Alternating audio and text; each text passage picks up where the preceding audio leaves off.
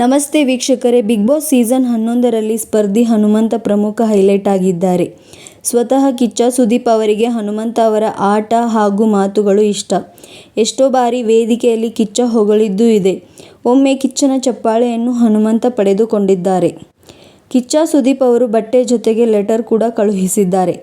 ಲೆಟರ್ನಲ್ಲಿ ಹೀಗಿದೆ: ಮೈ ಮುಚ್ಚೋ ಬಟ್ಟೆ ನೋಡಿ ಮಾನ ಅಳೆಯಬೇಡಿ, ಮನಸ್ಸು ತೋರುವ ನಗುವ ನೋಡದೆ ಸುಮ್ಮನೆ ಇರಬೇಡಿ, ಕುರಿ ಕಾಯೋ ಕುರಿಗಾಹಿ ಕೊಡುತ್ತಾನೋ ಕಂಬಳಿ, ಜಗವ ಕಾಯೋ ರೈತ ನೀಡುತ್ತಾನೋ ಅಂಬಲಿ, ದಿನವೂ ಜಳಕ ಮಾಡೋ ದಿನವೂ ಪದವ ಕಟ್ಟಿ ಹಾಡು, ನಿಮ್ಮ ಕಿಚ್ಚ ಎಂದು ಬರೆದಿದ್ದಾರೆ.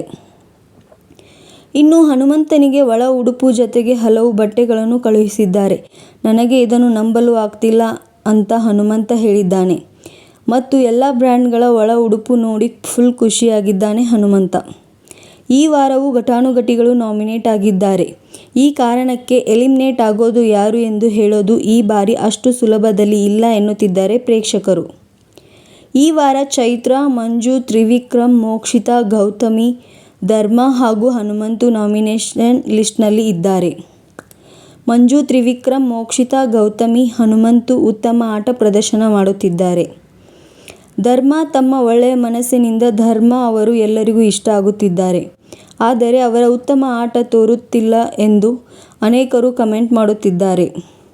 ಹೀಗಾಗಿ ಧರ್ಮ ಅವರ ಹೆಸರು ಸಾಕಷ್ಟು ವೈರಲ್ ಆಗುತ್ತಿದೆ. ಒಟ್ಟಿನಲ್ಲಿ ಈ ವಾರ ಮನೆಯಿಂದ ಯಾರು ಹೊರಗೆ ಹೋಗುತ್ತಾರೆ, ಯಾರು ಸೇಫ್ ಆಗ್ತಾರೆ ಅನ್ನೋದು ಭಾನುವಾರ ಗೊತ್ತಾಗಲಿದೆ.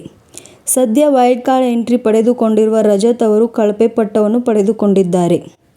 ಇನ್ನೊಂದೆಡೆ ರಜತ್ ಅವರು ಶಿಕ್ಷೆ ಪಡೆದುಕೊಂಡ ಬಳಿಕ ಇನ್ಮುಂದೆ ನನ್ನ ಅಸಲಿ ಆಟ ಶುರು ಎಂದು ಅಬ್ಬರಿಸಿದ್ದಾರೆ. ಅಷ್ಟೇ ಅಲ್ಲದೆ ಮತ್ತೊಮ್ಮೆ ಅಶ್ಲೀಲ ಪದ ಬಳಕೆ ಮಾಡಿದ್ದಾರೆ.